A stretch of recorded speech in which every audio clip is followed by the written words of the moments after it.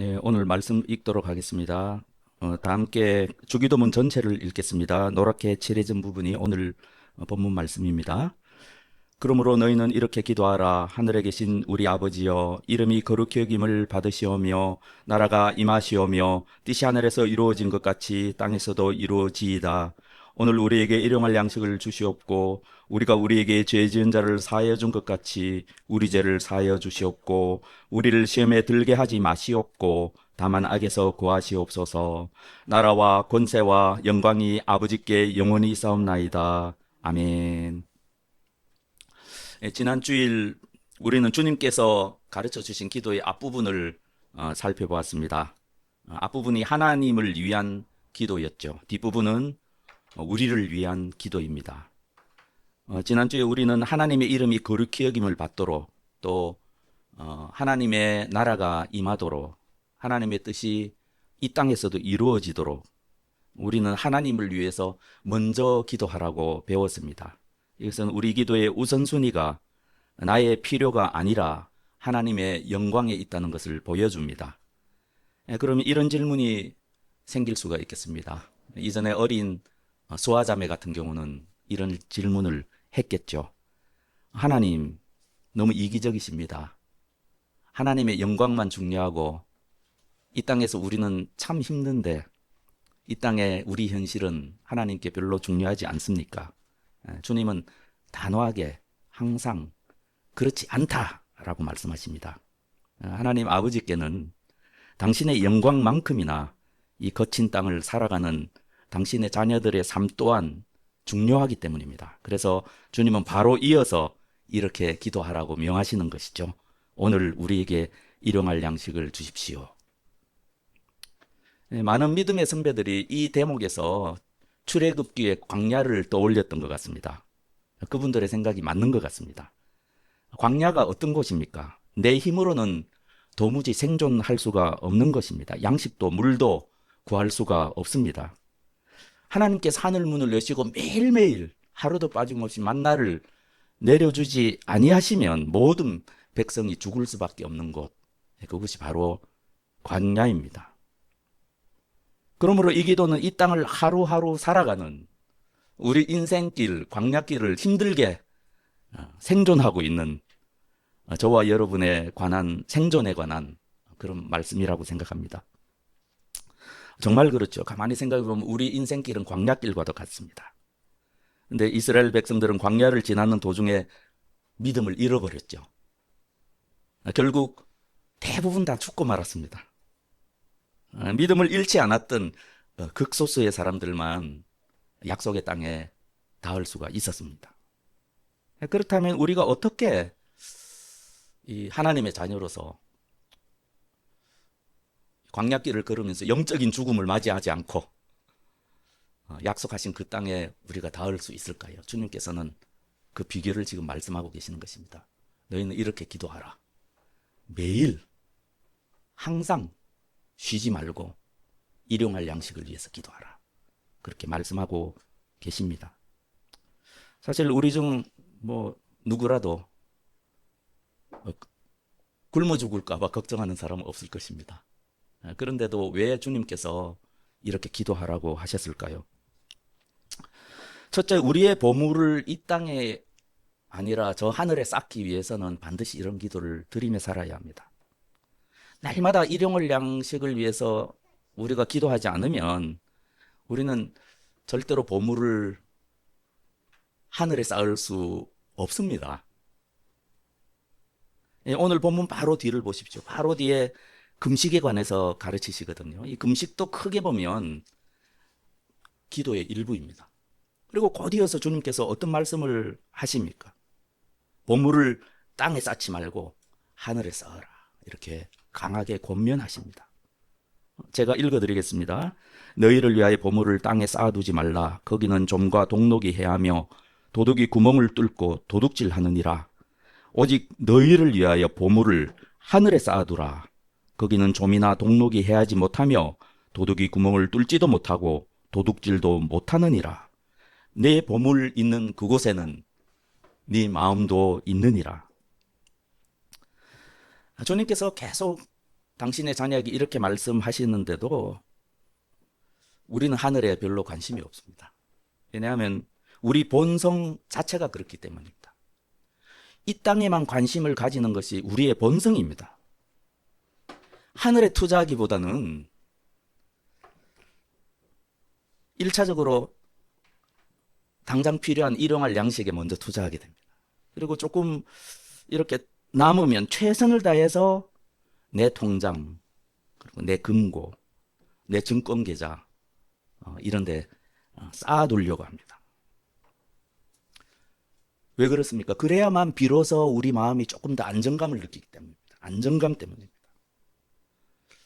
돈이 많든 돈이 없든 마찬가지입니다. 이것이 우리의 본성이기 때문에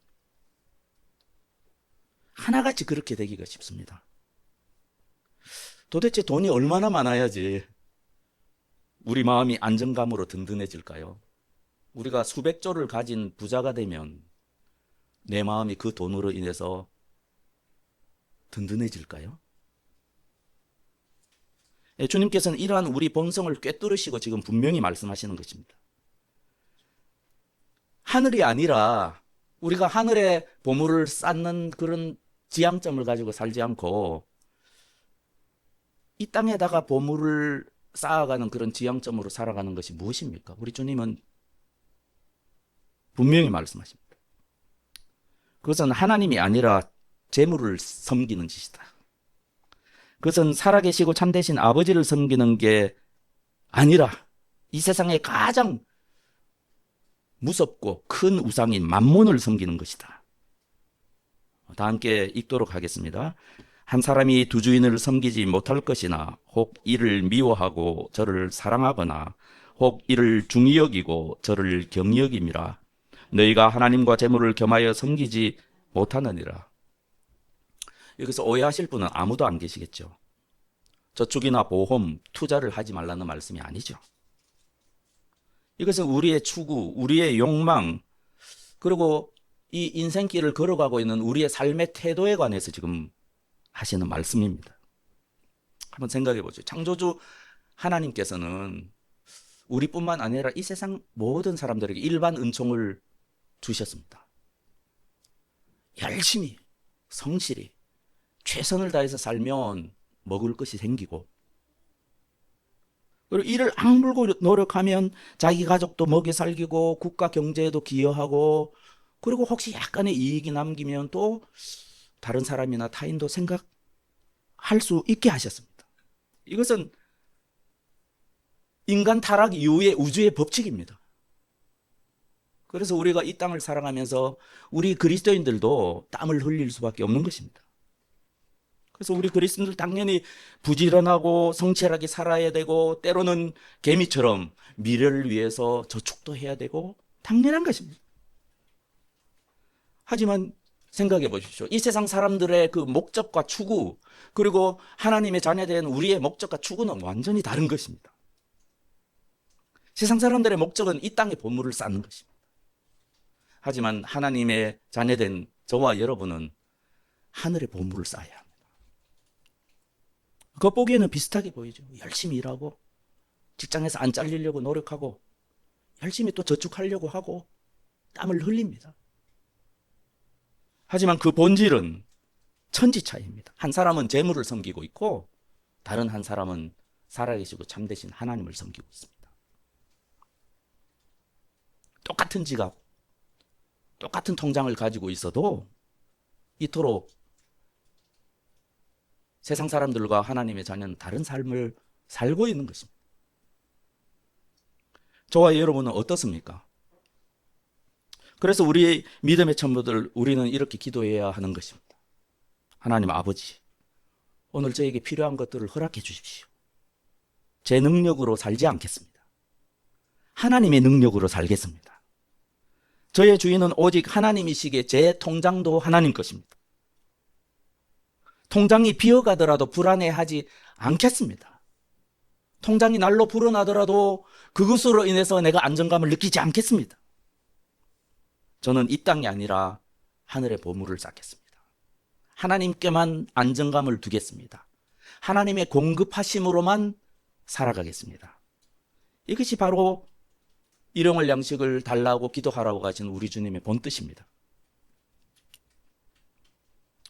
사랑하는 형제자매 여러분, 한번 주변을 가만히 살펴보시고 여러분의 자녀들도 한번 살펴보시고 여러분이 아는 그리스도인들을 잘 살펴보십시오. 어떤 그리스도인들은요, 가인이나 에서처럼 자기 능력으로 살아갑니다. 자기 힘으로 살아갑니다. 자기 힘으로 부를 축적하고 문화를 일구고 가정을 세워나가고 그리고 자기만의 세력 제국을 구축해 나가죠.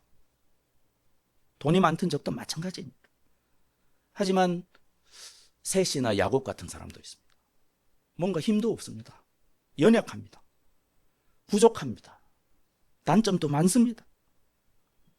하지만 이리저리 세상에 부딪히면서 오직 하나님의 은혜로만 살아갑니다. 하나님의 은혜가 없이는 살 수 없는 존재입니다. 한번 생각해 보십시오. 어떤 삶이 더 복된 삶입니까? 여러분 자신과 여러분의 자녀들이 어떻게 살아가기를 바라십니까? 하나님 말씀은 읽으면 읽을수록 이 자기 노력으로 쌓은 어떤 물질의 안정감에 기대어 사는 그런 삶이 얼마나 허망한지를 계속해서 보여주고 계십니다. 여러분이 큐티 하실 때마다 매일 성경으로 큐티 할 때마다 그런 것들을 보실 것입니다. 누가복음을 보십시오. 주님은 한 부자의 이야기를 들려주십니다. 풍년이 들었습니다. 부자는 더 큰 창고를 짓고 재산을 모아 평안과 즐거움을 계획했습니다. 하지만 하나님께서는 이 부자를 어리석은 자라고 평가하셨습니다. 그리고 창조주 하나님께서 그날 밤 그 부자의 생명을 거두겠다고 선언하셨습니다. 여러분, 생명과 죽음, 부와 가난은 오직 하나님의 손에 달려 있습니다. 하지만 하나님께서는 세상 사람들은 우주의 법칙대로 하나님의 일반 은총대로 그렇게 살아가도록 내버려 두시고 하나님의 자녀는 개입하시고 간섭하십니다.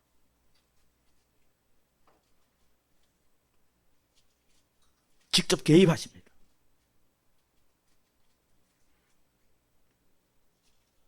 그러므로 하나님이 아니라 물질의 안정감에 기대어 사는 그리스도인이 세상에서 얼마나 불쌍한 사람입니까?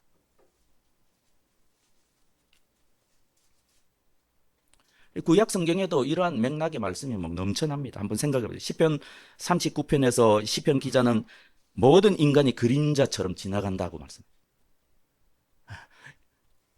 연세가 드신 성도들은 다 공감하실 것입니다. 다 공감하실 것입니다. 재물을 쌓아도 결국은 누가 가져갈지 알지 못한다라고 경고하십니다. 어떻게 될지 알지 못합니다. 순식간에 없어질 수도 있습니다. 이 전도서의 지혜자는 더 직설적입니다.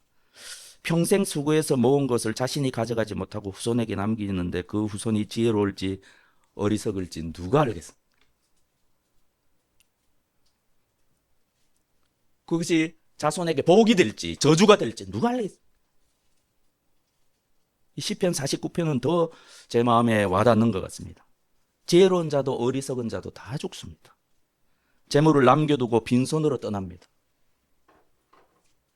야고보 사도 역시 내일을 확신하며 이익을 쫓는 자들에게 경고합니다. 제가 읽겠습니다. 내일 일을 너희가 알지 못하는도다. 너희 생명이 무엇이냐? 너희는 잠깐 보이다가 없어지는 안개니라. 이 모든 말씀들이 물질적 안정감에 기대는 태도가 얼마나 어리석은지를 증명합니다. 결국 우리는 빈손으로 돌아갈 존재입니다. 오직 보물을 하늘에 쌓아온 사람만이 재물이 아닌 하나님을 섬긴 자로 인정하실 것입니다. 세상의 인정이 무슨 소용이 있습니까? 세상이 주는 안정감이 무슨 소용이 있습니까? 하나님의 자녀인 우리가 하나님의 칭찬을 듣는다면 우리에게 더 바랄 게 무엇이 있겠습니까? 잘했도다. 착하고 충성된 종아. 네가 평생 우상을 섬기지 않고 오직 나만을 섬겼구나. 그렇다면 우리가 어떻게 이런 삶을 살 수 있겠습니까? 결국은 우리의 태도의 문제입니다. 그래서 주님은 일용할 양식을 위해서 기도하라고 하신 것입니다. 즉 인생이라는 광야길을 완주하려면 자기 능력이 아니라 오직 하나님의 능력으로만 가능하기에 그것을 위해서 기도하라고 하신 것입니다. 마귀는 끊임없이 우리에게 속삭입니다. 내 능력으로 살아라. 누구를 믿을 수 있느냐? 결국은 네 노력이다. 성실히 열심히 하면 된다. 네 힘을 믿어라. 그래야 생존할 수 있다. 그때마다 우리는 마귀를 대적해서 이렇게 외쳐야 합니다. 한번 다 같이 읽겠습니다. 사람이 떡으로만 사는 것이 아니요 하나님의 입으로부터 나오는 모든 말씀으로 사느니라. 이것은 주님께서 마귀를 물리치실 때 주님께서 쓰신 무기이자 신명기 하나님의 약속입니다. 예수님께서 가지셨던 이런 태도를 가져야만 우리는 광야에서 살아남을 수 있습니다. 그래서 광야를 완주하고 약속한 그 땅에 닿을 수가 있습니다.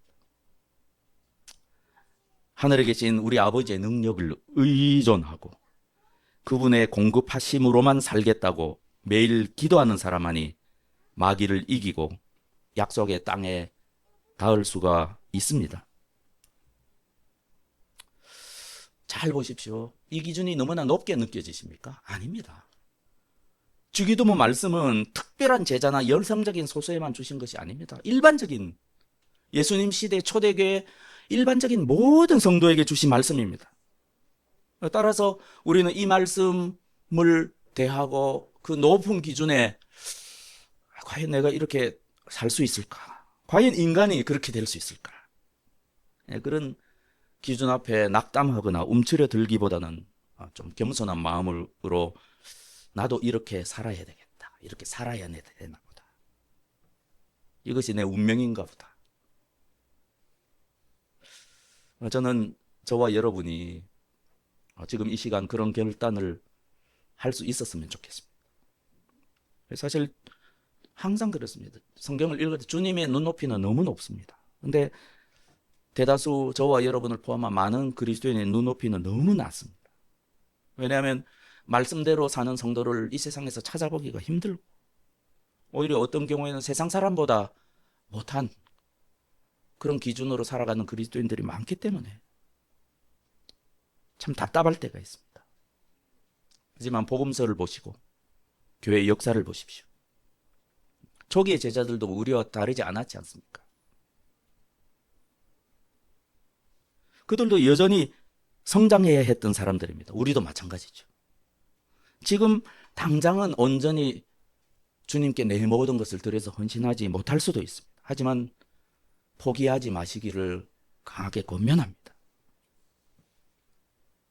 주님의 교훈에 따라 순종하며 하나하나 내 삶에 실천하다 보면 자연스럽게 성장합니다. 그리고 그러한 경험들이 쌓이죠. 정말로 나를 사랑하시는 아버지께서 나에게 필요한 것을 공급하시구나. 그런 경험이 쌓입니다. 그래서 움츠러들거나 미리 겁먹지 마십시오. 주님을 따르는 저와 여러분에게는 표대가 중요합니다. 주님의 말씀을 표대로 해서 그곳으로 나아가는 그 여정을 걸어가는 마음의 태도가 저와 여러분에게는 매우 중요합니다.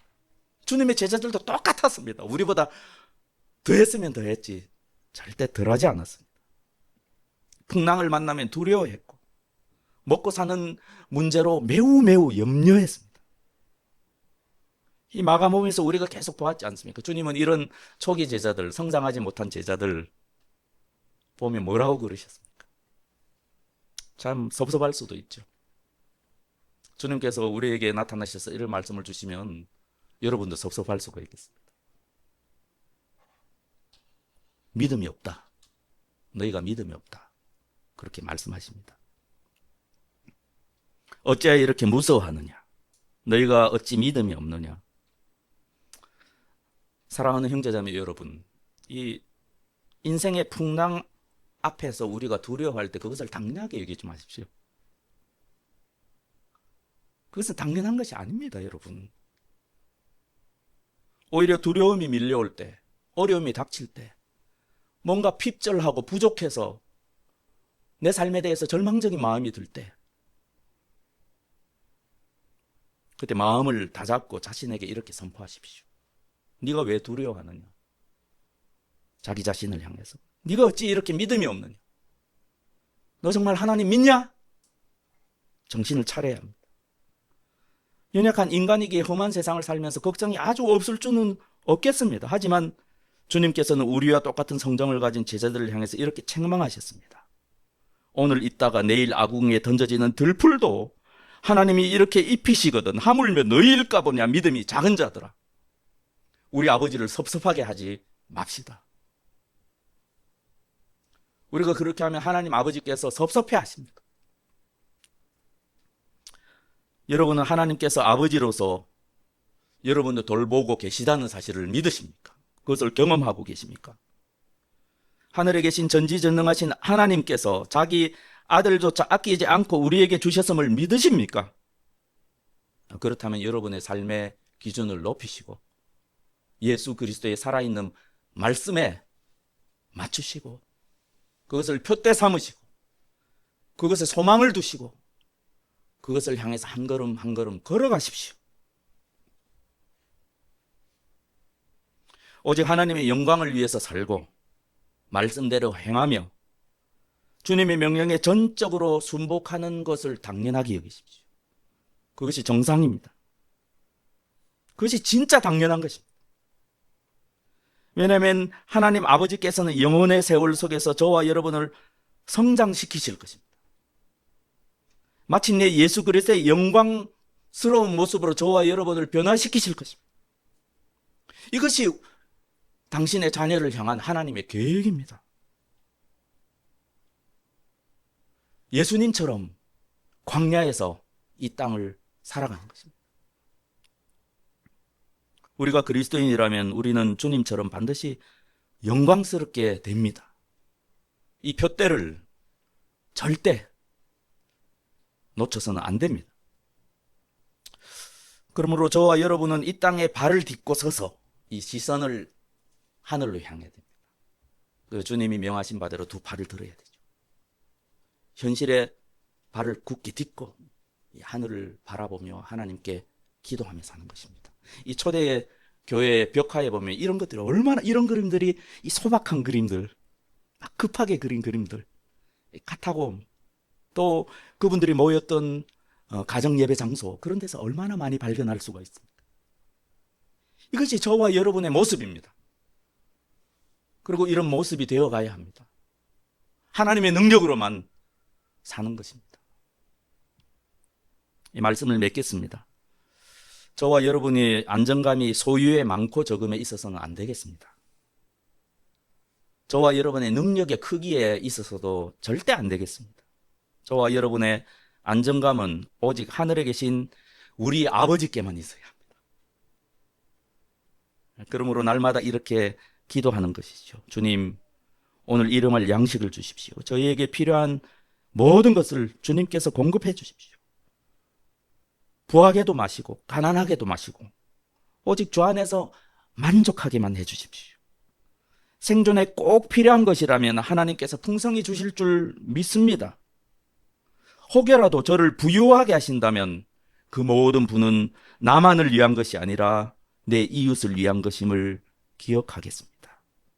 저를 복의 통로로 삼아 세상을 복되게 하는 하나님 아버지께 기쁨을 드리는 그런 자녀가 되게 해 주십시오. 다만 저는 일용할 양식으로 족하겠나이다.